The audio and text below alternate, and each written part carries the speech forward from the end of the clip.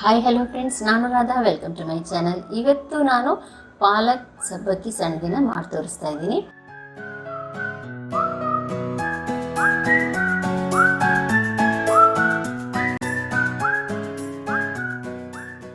ಇದಕ್ಕೆ ಏನೇನು ಬೇಕು ಅಂದರೆ, ಮೊದಲು ನಾನು ಅರ್ಧ ಕೆಜಿಯಷ್ಟು ಸಬ್ಬಕ್ಕಿನ ತೊಗೊಂಡಿದ್ದೀನಿ. ಇದನ್ನು ಒಂದು ನೀರಿಗೆ ಹಾಕಿಬಿಟ್ಟು ಚೆನ್ನಾಗಿ ತೊಳೆದು ಮೊದಲು ಅದನ್ನ ಮೇಲ್ಗಡೆ ಬರುವಂಥ ನೀರನ್ನೆಲ್ಲ ಚೆಲ್ಬಿಡಬೇಕು.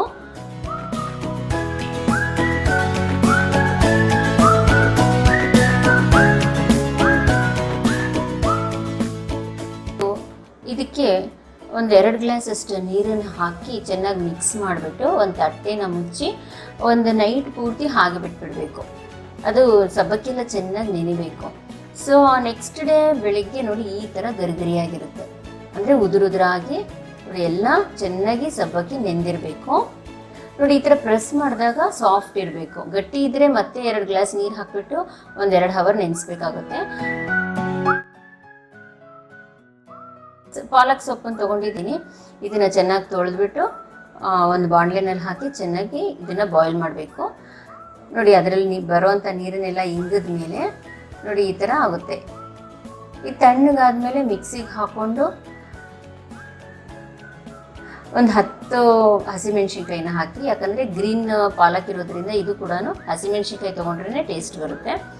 ಸೊ ಹಾಗಾಗಿ ಮಿಕ್ಸಿನಲ್ಲಿ ತರ್ತರಿಯಾಗಿ ರುಬ್ಕೊಳ್ಳಿ. ನೋಡಿ ಈ ಥರ ತರ್ತರಿಯಾಗಿರಬೇಕು, ತುಂಬ ಪೇಸ್ಟ್ ಮಾಡಬಾರ್ದು.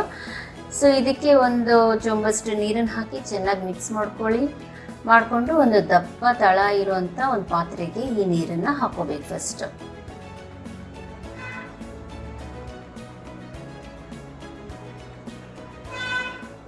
ಪಾಲಕ್ ಹಾಗೆ ಹಸಿಮೆಣ್ಸಿನ್ಕಾಯಿ ಇರುವಂಥ ನೀರಿದು. ಇದಕ್ಕೆ ನೋಡಿ ನಾನು ತೊಗೊಂಡಿರೋವಂಥ ಚೊಂಬಲಿ ಒಂದು 5-6 ನೀರನ್ನು ಹಾಕ್ಕೊಳ್ಳಿ.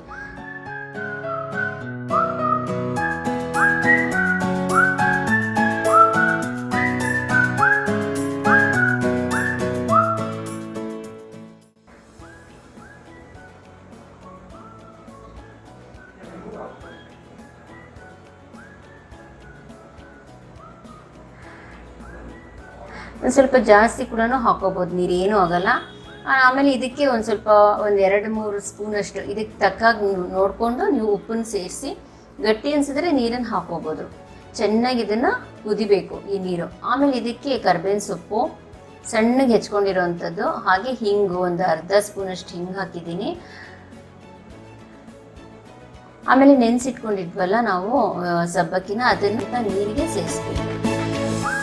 ಫುಲ್ ಹಾಕ್ಬಿಟ್ಟು ಚೆನ್ನಾಗಿ ತಿರುಗಿಸ್ಕೊಡ್ಬೇಕು. ಇದನ್ನು ಹಾಗೆ ಬಿಟ್ಬಿಟ್ರೆ ನೀವೇನಾದರೂ ತಳ ಹಿಡಿದ್ಬಿಡುತ್ತೆ. ಸೊ ಹಾಗಾಗಿ ನೀವು ಕಂಟಿನ್ಯೂಸ್ ಆಗಿ ಇದನ್ನು ಚೆನ್ನಾಗಿ ತಿರುಗಿಸ್ಕೊಡ್ತಾನೆ ಇರಬೇಕು.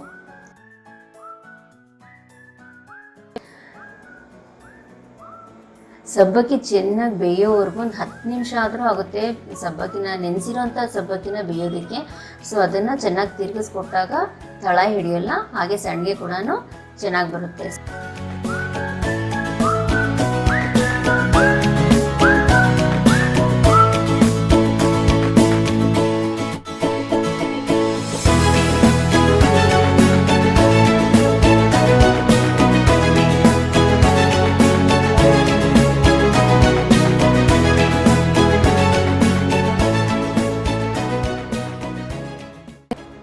ಗಟ್ಟಿ ಅನಿಸಿದ್ರೆ ನೀವು ಒಂದು ಸ್ವಲ್ಪ ಬಿಸಿನೀರನ್ನು ಕೂಡ ಆ್ಯಡ್ ಮಾಡ್ಕೋಬೋದು.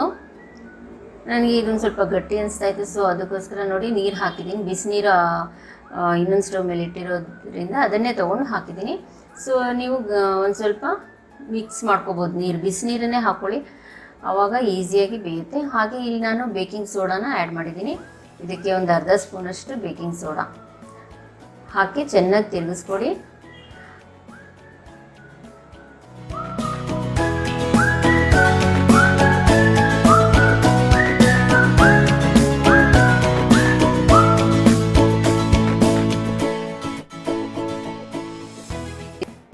ಇವಾಗ ಲಾಸ್ಟಲ್ಲಿ ಗ್ಯಾಸ್ ಕೂಡ ಆಫ್ ಮಾಡಿಬಿಟ್ಟು ನಾನು ಜೀರಿಗೆನ ಒಂದು 3-4 ಸ್ಪೂನಷ್ಟು ಜೀರಿಗೆನ ಹಾಕಿದ್ದೀನಿ.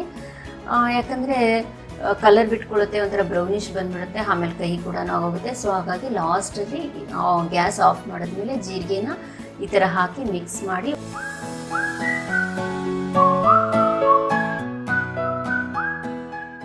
ಒಂದು ತಟ್ಟೆನ ಮುಚ್ಚಿ 1-2 ನಿಮಿಷ ಹಾಗೆ ಬಿಟ್ಬಿಡಿ. ಇವಾಗ ನಾನು ಒಂದು ಕಾಟನ್ ಬಟ್ಟೆ ಮೇಲೆ ನೋಡಿ ಈ ಥರ ಒಂದು ಸ್ಪೂನಲ್ಲಿ ಸಣ್ಣಗೆ ನಿಮ್ಗೆ ಎಷ್ಟು ಬೇಕೋ ಅಷ್ಟು ದೊಡ್ಡದು ನೀವು ಹಾಕ್ಬೋದು.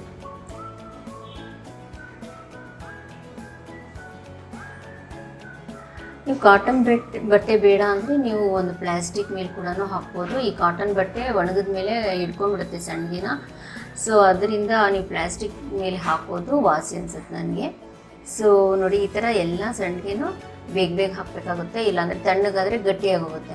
ಸೊ ಅದಕ್ಕೋಸ್ಕರ ನೋಡಿ ಈ ಥರ ನೋಡಿ ಒಣಗಿದ್ಮೇಲೆ ಬಿಸಿಲಲ್ಲಿ ಒಣಗಿಸ್ಬೇಕು. ಆಮೇಲೆ ಬಿಸಿಲಲ್ಲಿ ಒಣಗಿಸಿದ್ಮೇಲೆ ನೋಡಿ ಈ ಥರ ಗಟ್ಟಿಯಾಗಿ ಈ ಬಟ್ಟೆ ಹಿಡ್ಕೊಂಡ್ಬಿಡುತ್ತೆ, ಆವಾಗ ತೆಗಿಯೋಕ್ಕಾಗಲ್ಲ. ಸೊ ಹಾಗಾಗಿ ಆವಾಗ ನೀವು ಏನು ಮಾಡಬೇಕು, ಒಂದು ಸ್ವಲ್ಪ ನೀರನ್ನು ಹಿಂದ್ಗಡೆ ಚಿಮ್ಕಿಸ್ಬಿಟ್ಟು ಒಂದು 2 ನಿಮಿಷ ಬಿಟ್ಟು ಆದಮೇಲೆ ನೋಡಿ ಈ ಥರ ಈಸಿಯಾಗಿ ಬಂದುಬಿಡುತ್ತೆ ಎಲ್ಲ ಸಣ್ಣಗೇನು.